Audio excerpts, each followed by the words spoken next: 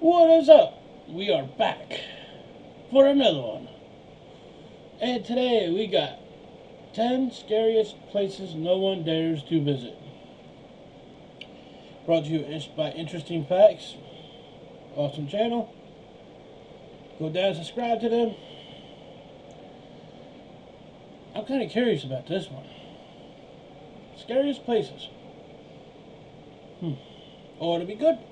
Humans like to push things to the... How extreme would you go pushing yourself? Let me know down in the comments. I'm curious. extremes. But the 10 terrifying places on this list really do take the cake when it comes to living on the edge. From sub-zero conditions to war zones and even huge graveyards, these are some of the scariest and most extreme places to live in the entire world. Oymyakon. If natural extremes were a competition, this Siberian town would take the gold. Possibly the silver and bronze too, if we're honest. Damn, it got that cold. They got hats over their eyes. Home to 500 people and known as the Pole of Cold, Oymyakon is the coldest permanently inhabited settlement in the world.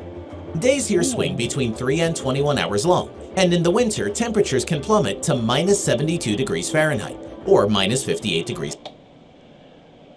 Screw that. That is too damn cold. No, I like cold, but not that cold. Celsius. This is a town so cold, in fact, that no crops can be grown. Inhabitants live on reindeer meat, game, and fish. The temperatures recently dropped below negative 72 and broke the public thermometer, which had been installed in the town as a tourist attraction. This isn't the coldest it has been, however, as Oymyakon took the record for the coldest temperature in the Northern Hemisphere, when temperatures dropped to minus 89 degrees. This tiny and hardy town is fairly new too.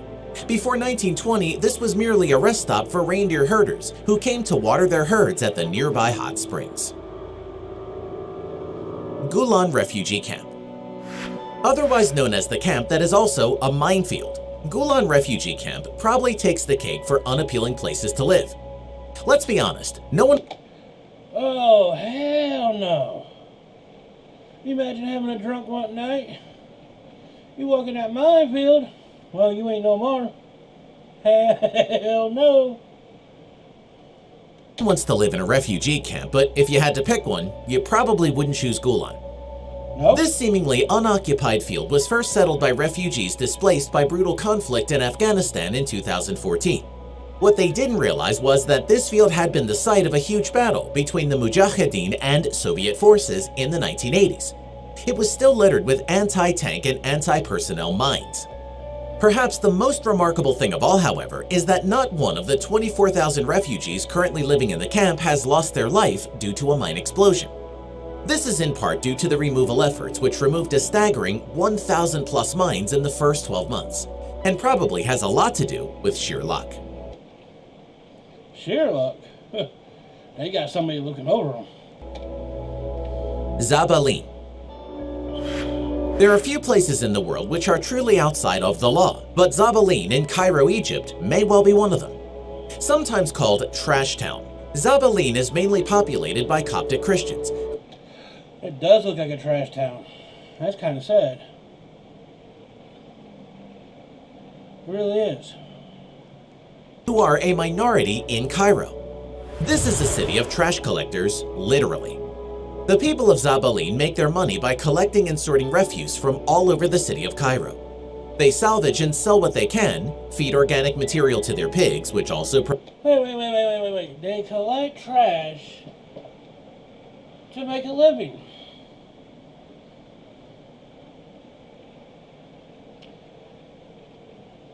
Yeah. provide a source of income and sustenance, and collect a fee from the city for doing so. While life is hard in Zabaleen, with many children starting to... It must stink there. Let me tell you something.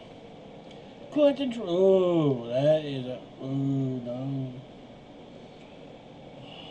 Yeah, it must stink. to work with their families at 10 to 12 years of age, it has gotten slightly better as of late. For a start, the attempted privatization of the city's refuse collection, which began in 2004, has ended, and the Zabaleen now have their livelihood back. Secondly, many collectors in Zabaleen are now being officially recognized. So while life in Cairo's trash town is definitely hard, it's nowhere near as terrifying as it used to be. The City of the Dead. City of the Dead? Well, hell. You all seen some dead folks. Here we go. Let's see what this is about. The City of the Dead. This is kind of interesting. I told you that there are people who literally live in a graveyard. You would probably tell us to pull your other leg, right? Well, believe it or not, it's true. Over 500,000 people now live in a 7th century necropolis just outside of Cairo, Egypt. At first, residents moved into Cairo necropolis, Carafa el Arafa, in the 1960s because rapid industrialization caused mass migration into Cairo. At this point, the city was ill-equipped to deal with the influx, and so people made do. The population of the necropolis jumped once again in 1992, when a huge earthquake caused damage and forced many people to move into family tombs. Wait, whoa. Okay, these people live in a graveyard. Now, I know a lot of people are not going to live in a graveyard, especially at night, because you never know what kind of spooks are going to come out at night and play with your feet. And no, a lot of people ain't going to do that. Me, it won't bother me. I can live in a graveyard. But, wow, they actually live in a, that's why they call it City of the Dead. Do you think the spirits are kind of pissed off that they can't rest in peace because they got people living there? Living conditions are better now than they were in previous years. The city now has shops, schools, and electricity thanks to a nearby mosque. Sanitation is still an issue for residents, however. And while this arrangement is wildly legal, and there are plans to relocate the inhabitants, the truth is that there are precious few places for them to go. Living in a literal graveyard takes fear of the dark to a whole new level we're willing to bet. You think? You gotta have some big cojones to live in a graveyard. And kids don't have a choice because they gotta do what their parents say. So, you gotta have big cojones to live in a graveyard. Musharu Village, West Bengal. There are many kinds of terror in the world. Fear of the supernatural, fear of the dark, irrational phobias, fear of death, and of course, fear of huge venomous snakes. If you have ophidiophobia, meaning a fear of snakes, you should probably steer clear of Musharu Village in Bardhaman District, West Bengal. This is a village filled with huge, highly venomous snakes of many types. How, you ask? Have the snakes come to be so populous here? Well, it's an interesting story which has much to do with Bengali culture. The villagers here believe that the snakes are an incarnation of the goddess Jankaswari, and as such, the serpents are considered so holy that no one but members of a specific Brahmin priest family may handle them. A result of this necessary and peaceful cohabitation is that the snakes have little, if any, fear of humans. They are remarkably docile and often enter the homes of locals. In fact, that's a big no. I'm not living with venomous. I like snakes. Don't get me wrong. But to live with them? No. The locals claim they're not even in cages or whatever you want to put them in. An exhibit or no. And oh no. And oh no. That the snakes simply do not bite them, and that if they do, this can be remedied by swimming in the local pond, fasting, and applying mud. Whether or not this works, we're unsure, but we reckon we'll leave Musharu Village well alone. Yeah, leave it alone. Aleppo, Syria. They're crazy. Of all the places to live in the world, Aleppo has to be the most frightening and deadly. While it's true that Aleppo is no longer an active battlefield, as it was between 2012 and 2017, and things have become marginally safer, this is by no means a safe place to live. Life in Aleppo is hard and dangerous. Electricity, heating, running water, and internet connection are scarce in supply. Schools and libraries are, if still standing. I bet nobody here would go there, because These kids would not survive without internet. Come on now. These kids would go and their video games and whatever. They would not survive. Take them there for a week, they'd be crying to come back home the first day. Under fire, and for many people, getting something as simple as a hot meal is a matter of queuing at communal kitchens, which feed up to 30,000 people per day. There are few places in the world which test human resilience quite like Aleppo. Rusinovo. Found in the Kaluga region of Russia, Rusinovo is an entirely unique town, just 70 miles from Moscow, which first came into being in 1948. The Soviet Union had an idea, you see, which seemed great on paper. They would build a town which was adapted to suit the blind and visually impaired. They did this, and in fact, many people came from all over Russia and indeed the Soviet Union to live and work in Rusinovo. So far so good, right? Well, these days, Rusinovo is not so much a town as a ghost town. In the late 1980s and early 1990s, the Borovsk Educational and Manufacturing Facility factory thrived on a partnership with Rubin, a TV factory in Moscow. Since Rubin shut down, however, and the majority of Russian factories have moved to automated assembly, the factory and the fortunes of Rusinovo has declined.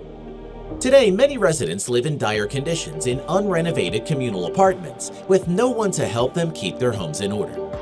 Rusinovo was pegged as a paradise for the blind, but in truth has become more of a paradise lost since the decline of the factory. The scariest thing about this town is that many of the residents simply cannot escape. Linta, Vicenza, Italy. Linta takes its rightful place on this list for one reason: its size. As a tiny village found 0.8 miles outside of the town of Asiago, to which it belongs, Linta consists of just 29 full-time residents. That's right, only 29 people live here. 10 of those people are single. If you hate people, there you go. Go out there. There ain't nobody there. 3 have university degrees and absolutely no foreigners. Furthermore, there are no banks, no pharmacies, and only 2 commercial buildings. In fact, there are only 10 buildings, the first of which was built in 1946 in this village. Imagine falling out with your neighbors in this village.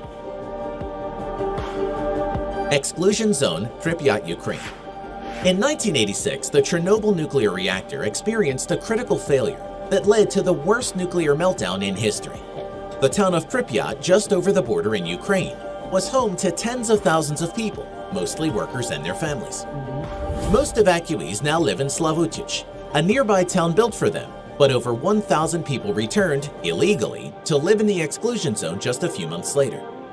At first, the Russian government refused them entry, but eventually they caved in and let the residents, mostly older people, return to their homes. Today, over 30 years later, 130 people still live in this radioactive area of Ukraine. And funnily enough, Okay, why would you want... I understand it's their home. I get it. But it's radioactive. Why would you want to live there? Get sick, get cancer, you could die. Well, yeah. Find a new home. Make new memories. Yes, I get it. You have memories, you have it at your home. But it's not safe. Far from safe. God, no. Just go somewhere else. Make happy memories. Have kids, grandkids. I don't know. Whatever you like to do. Some studies suggest they are living longer and better than their previous neighbors. This is not too surprising. After all, if you discount the radiation and free-roaming bears and wolves. Okay, that catches me off guard. They're living longer than their neighbors. Living with wolves, I could dig that. And bears. My sister would dig that. She's a bear freak. But how is that possible? Radiation? I mean, quite shocking, but I still want to go. Life in Pripyat has to be full of fresh air and exercise, right? Aogashima, Japan. It's true that all the places on this list are scary in their own incredibly unique ways. But Aogashima Village is the most terrifying for natural reasons. This tiny village, home to just 200 people, is 200 miles south of Tokyo, situated on the most remote of the Japanese islands, and is connected to the mainland by ferry and helicopter. It's lush, it's green, and it's found inside the outer crater wall of an active double volcano. Yep, that's right. These 200 intrepid souls live in the shadow of fiery death every day. So, okay, let's get this right. You are signing yourself a death certificate if you move there, because at any moment, at any given time, not one, but 2 volcanoes can erupt. And like you said, you're dead. Why would you want to live there? And my favorite saying, you can't fake stupid. Only stupid people would live there. 1985, the volcano erupted and killed half of the population of the island. Now, it hasn't... Look, you already said, half the population of the island was killed in 1985. Why would you want to? Erupted since then, and there are some benefits to living on an active volcano. Free heating and cooking facilities, natural hot springs, and of course peace and quiet. Until the sudden firestorm that may or may not occur at any time. Scientists reckon that the volcano is dormant and that it will stay that way for the foreseeable future. But we're going to steer clear anyway. Exactly. If you want more content like this, be sure to hit like and subscribe. And remember to click that bell so we can let... That's a big no. More content. That was great. I give it that. Give it a thumbs up. But you gotta just be utterly stupid to live in by a volcano. You could die any minute. Alright, that's it for today. Well, for this one. Like, share, subscribe, comment. And I'll see you in the next one.